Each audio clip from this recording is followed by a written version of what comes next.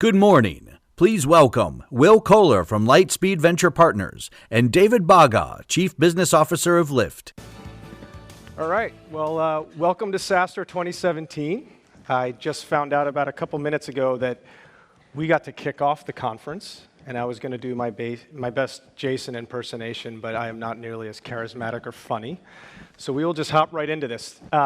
It's my pleasure to be able to introduce and just engage in a conversation with David Baga, who is Chief Business Officer at Lyft. And as you all know, the topic that we're going to really just casually discuss is how to put a lot of veneer on your business to get to a $100 million valuation as quickly as possible. Easy, right? Easy. Yeah.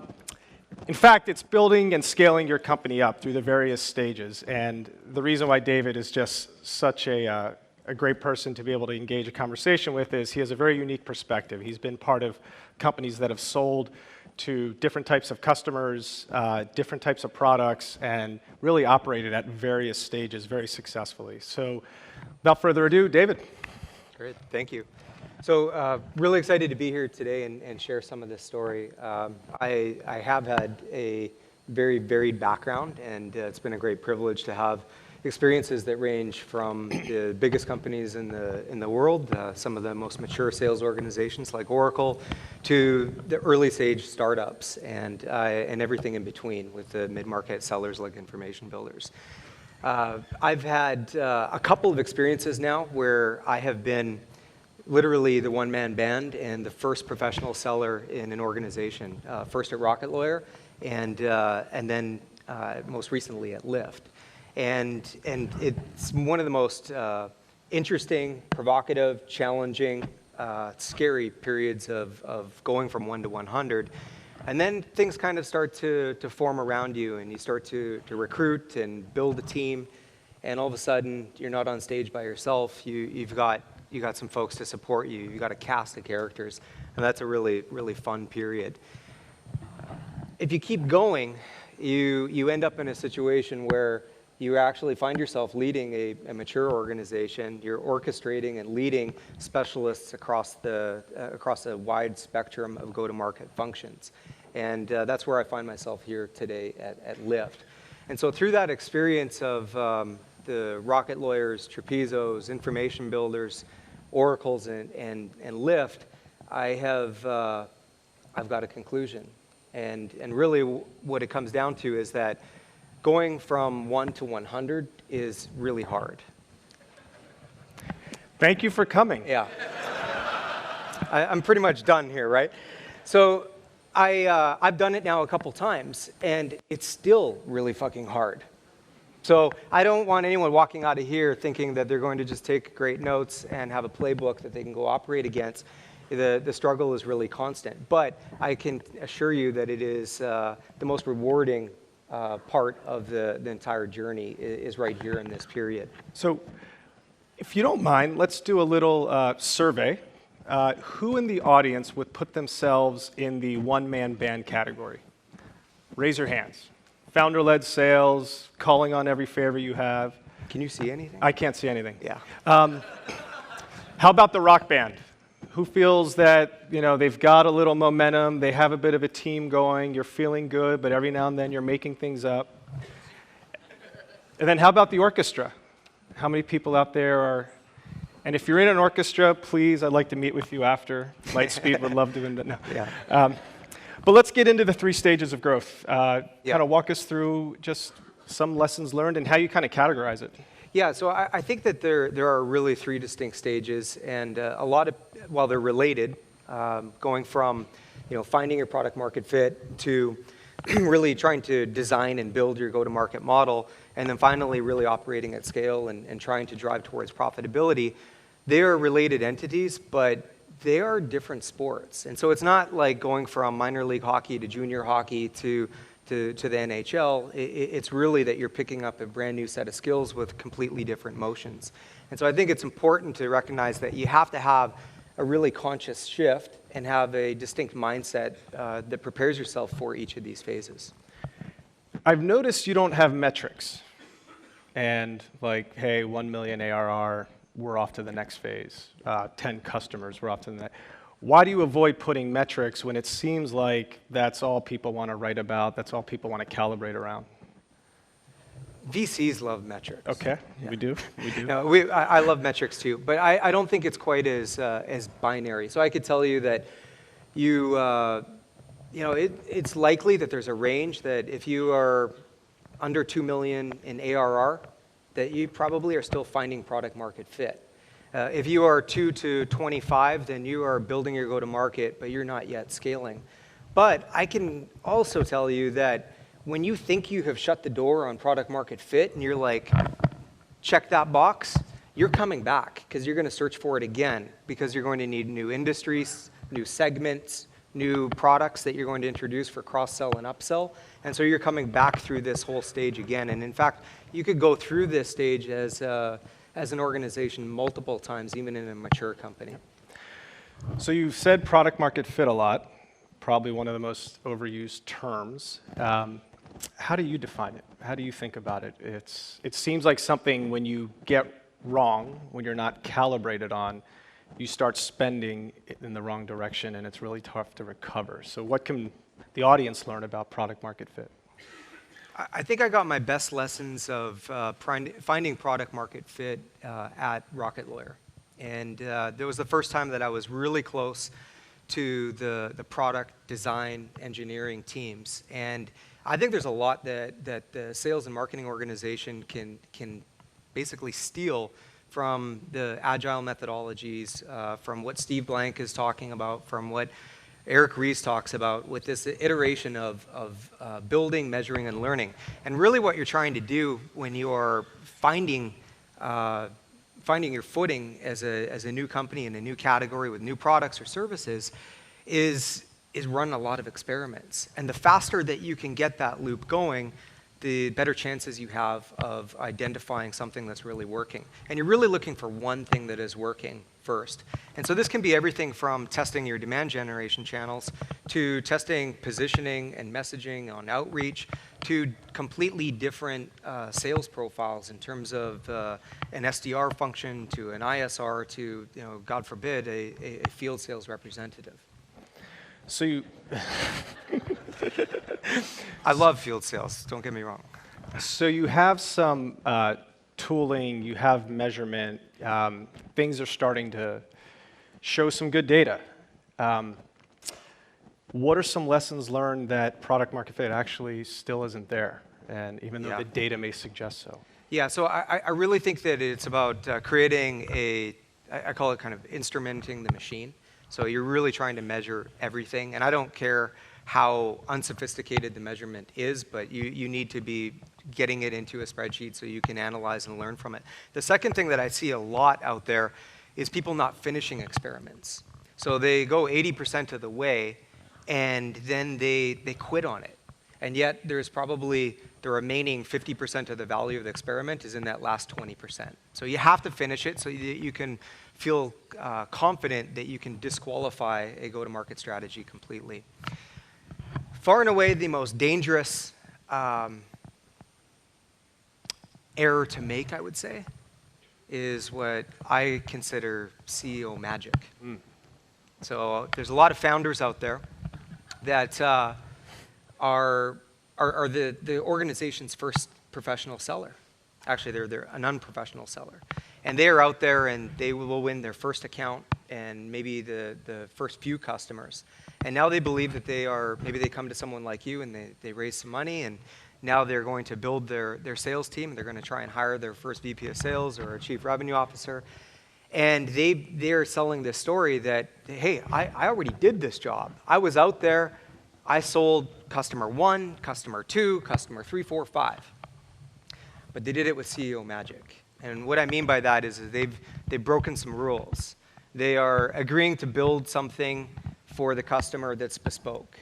They are rolling over on legal terms like indemnification or limitation of liability, or they are even worse, giving away free trials or really, really big discounts. And then they bring in this professional sales organization or sales leader to build this team, and they're like, hey, you have to do this, but you can't use any CEO magic. And I think it's a real problem when they think they've found product market fit and they actually really haven't. Sometimes product CEO magic is also called YC magic, when your entire customer lists are fellow YC companies. All right, so you have product market fit. It's time to put some fuel on the fire. What questions do you ask when you start to think about, how do I build my go-to-market playbook? What are some of the triggers, the dials that you just need to be aware of so you're spending the right way and creating the right type of org? Yeah. So one of the things I really make sure that I have before I am going into building that team is reference accounts. So I really am a big believer that if I can make one really successful customer, that I know that provided that my total available market is large enough, I'm going to turn that into 10.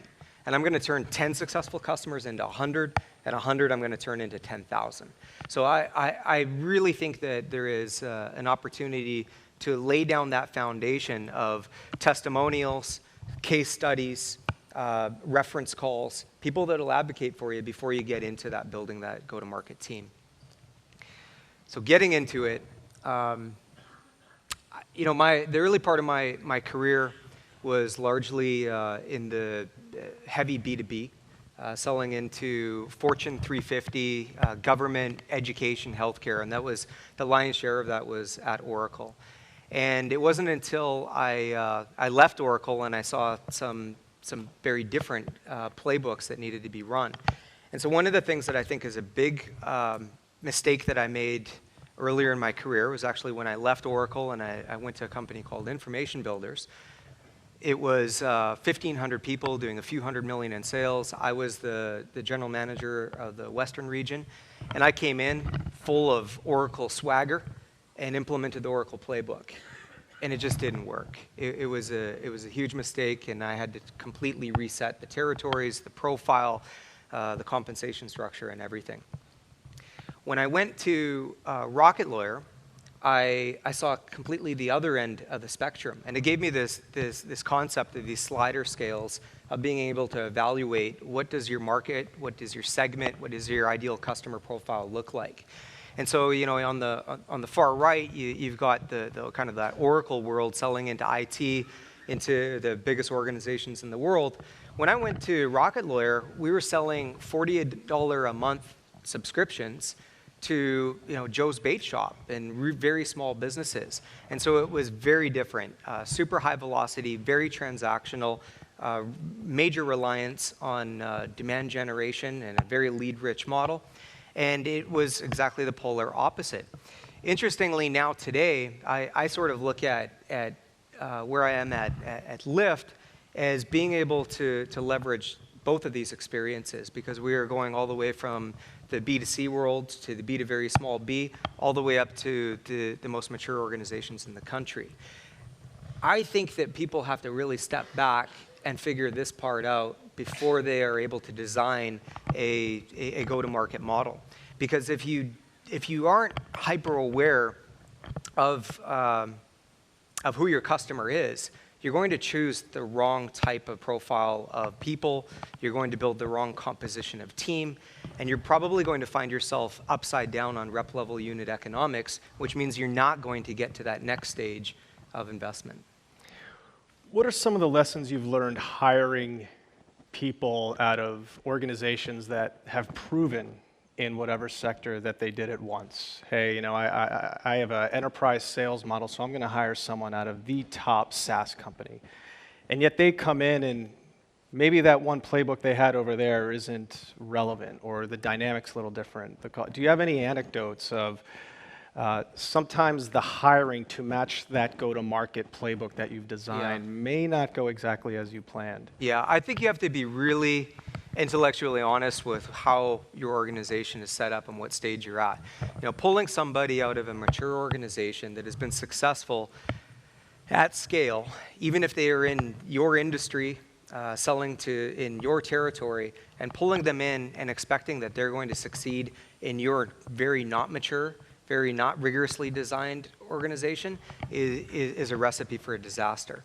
When you're going from 1 to 100, what I have learned the hard way, I consider myself an experiential learner, is that I think that adaptability is the number one trait that I'm looking for. So I really kind of look at the world as pioneers, and these are tough, gritty, adaptable, think on their feet, and then you've got the settlers. And settlers come from those very mature organizations. You need the pioneering mentality when you're going from 1 to 100. And the adaptability, I think, can be really broken down into 3 segments. Number one is do I have the willingness to change? And the second thing is, do I have the ability to change? And third and finally is, how fucking fast can you change? Because I need you to really move quickly to get to 1 to 100. And so I really find that the thing that holds most of those folks back from coming from very mature organizations is that they just cannot check off on those 3 boxes of adaptability. Some people think that these go-to-market models and the stages of them are, very discrete stages. And there are candidates that fit stage 1, 2, and 3, and that you should expect every 18 to 24 months to change a VP of sales. By the way, in prep, I actually asked David this, and he looked at me and said, well, not me. I go all the way through. Not everyone is you.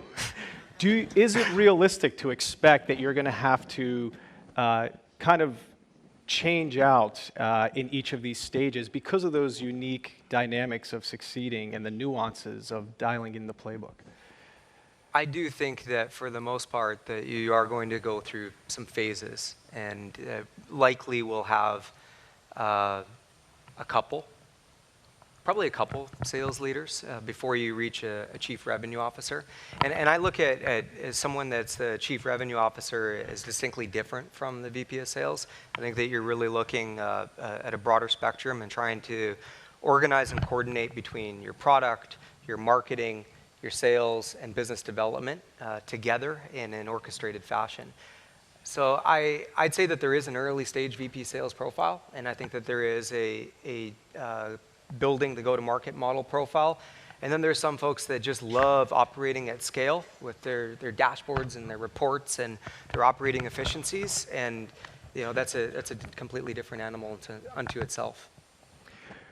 So after go-to-market, you have after go-to-market's dialed in, you have a very unique experience through your time at Oracle, where when we talk about scaling and the orchestra and the playbook, it's a once-in-a-lifetime company. Maybe you could share what it was like to take that to scale to immense profitability and how you saw the machine work and why it did. Yep. Well, first of all, I should clarify, I didn't do it all on my own. Oh, you didn't? No, I didn't.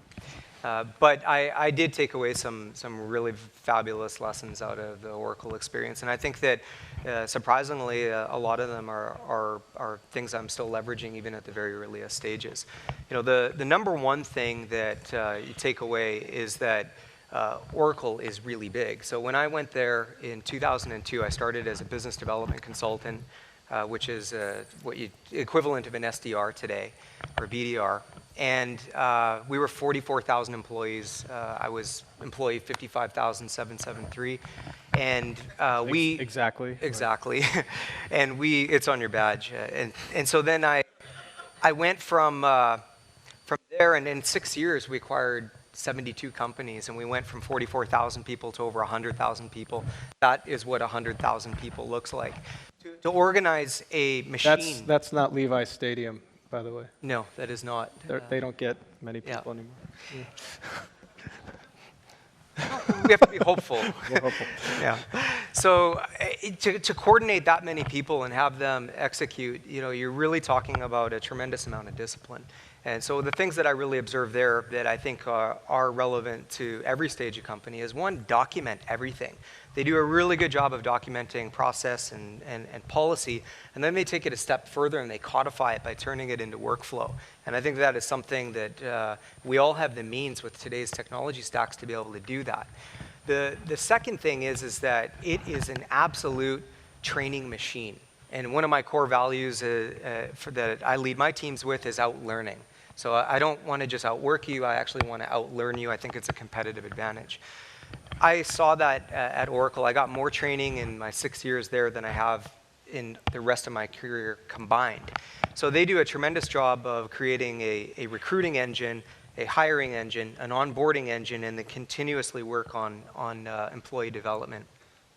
The third thing is, I think probably most importantly, is the emphasis on the sales culture and the frontline manager.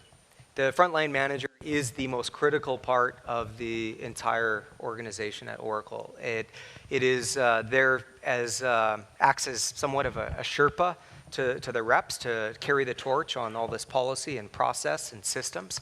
They're predominantly responsible for coaching and development. They over-index on frontline manager training and development because they have such a promote from within strategy, and those people are going to become the future leaders of your organization.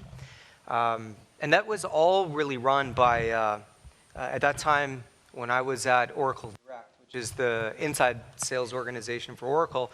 It was led by a woman named Hillary Coppola-McAdams, who's now the president of New Relic. And she did a phenomenal job of installing that mindset of the frontline manager. And even at 2,500 inside sales reps, 400 sales managers, when I interviewed to become a manager in my second year, she interviewed me personally, and she interviewed every regional manager. That just gives you a sense of how critical of a success factor it is for Oracle Direct. So that recipe is, that kind of rinse repeat that Oracle had over such a long period of time is, again, very unique. It was an immovable piece of the infrastructure. It seems most companies, mere mortals of companies, even at scale, need to almost revisit some of the product market fit, the go-to-market, when they start moving either upstream, when they start testing out other markets or other products. Right. How do you reinstitute these practices? And Lyft is a good example. Yep. It's a direct-to-consumer offering that we all love, and now you headed up the commercial business. How do you reinstitute that, even after it took so long to figure out the playbook over here to relaunch internally? Yeah. So just to level set, so I lead the teams at Lyft that work with enterprises and organizations that are trying to figure out how they can get rides for the people that they care about. So this could be corporate clients that are looking for corporate travel, commute programs or perks and benefits. In healthcare, it's non-emergency medical transportation. In elder mobility, really around age and place initiatives. And then we are doing some emerging work, partnering with transit authorities to solve last mile and first mile solutions. And then we have partnerships, which is where all the really fun consumer partnerships are, like T-Mobile and JetBlue and Southwest Airlines. So we have we created a business unit. It has its own distinct product, design, engineering, marketing, full P&Ls, and then sales and client services to go to market with. And I think you have to protect that, particularly when you're creating almost like an entrepreneurship model. You need to make sure that that's cordoned off and has its own lane for resource access. Otherwise, you will never make it above the line for all of the B2C business. And I ran into this first at Rocket Lawyer, where I was hired by Dan Nye to build their SMB model, and then had some hard lessons there that I applied to do a better job setting expectations coming into Lyft. One of the not failure modes we've seen, but I guess some companies are reluctant to admit how a very focused strategy is a good strategy. So when even our mature scaling companies are looking at a new product line, they're almost hesitant to say, you know what, this is such a small niche customer base, but at least it's a test bed to see where else we can go. How important is it to have focus in the very early stages for a very young company, or even for a scaled company when you're going into a new direction? Yeah. So I like to really throw quite a bit against the wall to test those hypotheses that I create, and then we run experiments against them. And once you start to get some early indicators that this is something that looks like it has a strong probability of succeeding, then I'm doubling down on it. And I'm winding down some of those other experiments to make sure my resources are really directed in the places that I need them to be. It's hard to do. Our eyes get big. But I really think that You get maximum value out of your product organization, you get maximum value out of the brand you're creating, and you get maximum value out of your install base and those reference customers that you're creating when you are disciplined and really tackle one beachhead first. I mean, it's classic Jeffrey Moore crossing the chasm kind of stuff.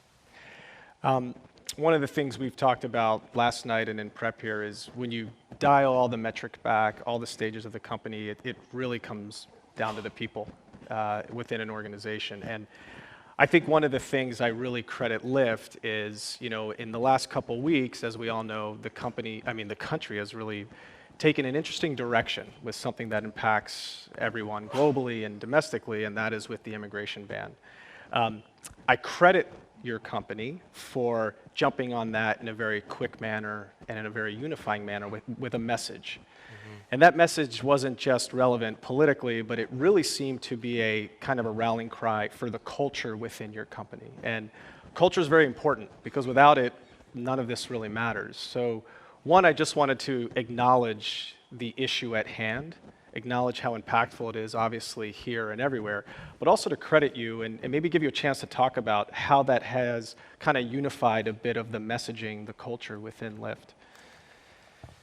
Yeah, so John and Logan are the founders of Lyft. I've known these guys for a few years now. Actually, when I was at Rocket Lawyer, John and Logan tried to recruit me to come join them at Zimride, which was their predecessor company. These guys have been focused on their mission and their vision, which is really about transforming transportation, improving accessibility, bringing down the cost, making it reliable, making it safe for the communities that we live in. And they've been trying to do that for over a decade now. I didn't join Zimride, and they were telling me about Lyft, actually. This was August 2012, and John was saying, hey, David, this is going to change everything. It's going to change the world. Anybody could be a driver, and anybody can be a passenger, and you're going to be able to request a car that's just driving by on the road, and you're going to be able to get it just through your mobile phone. And you're going to sit in the front seat, not the back seat, because it's a community that we're creating. And when you get in, you're going to fist bump with this driver because that's the kind of relationship that we want to have. I'll do it. And so he's like, that's not even the best part. And he runs back into the back of the office. The office was probably about the size of the stage at the time. And he comes out with one of our big, famous, fluffy pink mustaches, and he goes, all of the cars are going to have these on the front. And what a great idea. And I walked out of that meeting going, this is never going to work. These kids are fucking crazy, right?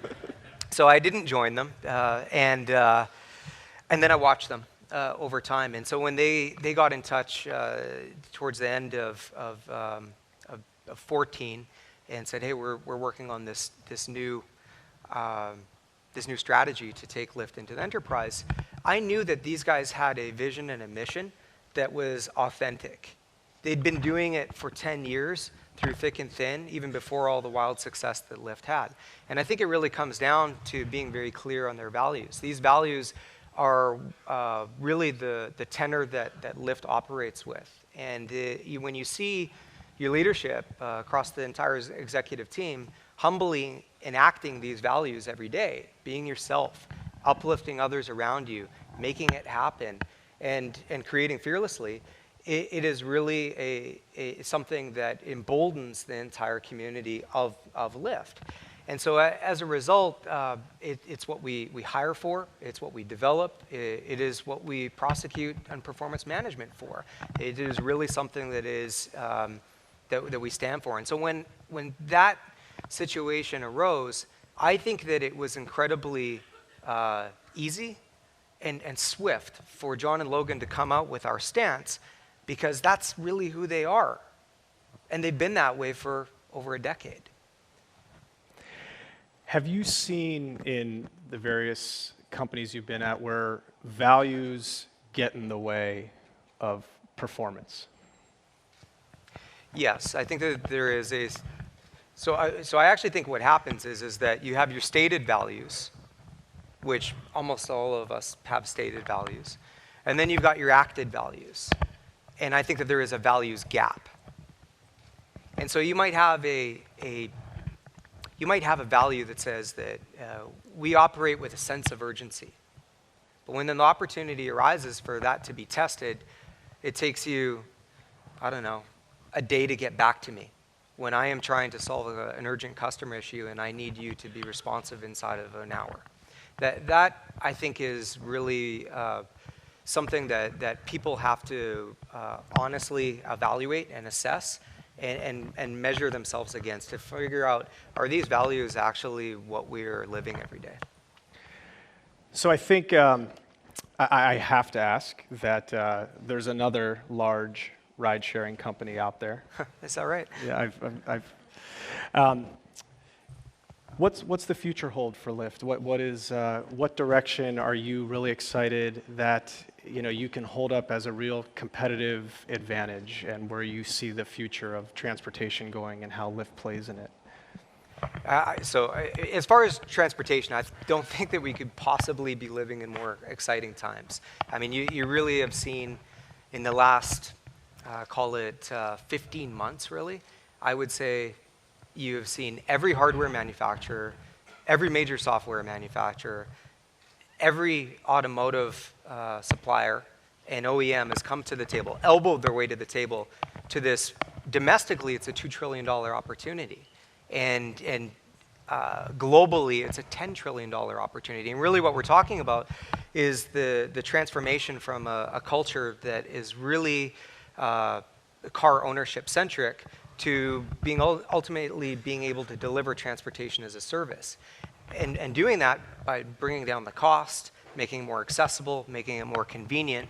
And we at Lyft have laid out a roadmap for the future that essentially is showing this transition that it includes today where we are of a ride-sharing mentality, and in the next phase, really a hybrid of autonomous vehicles, where we believe in the next 5 years, half the vehicles in our fleet are going to be autonomous.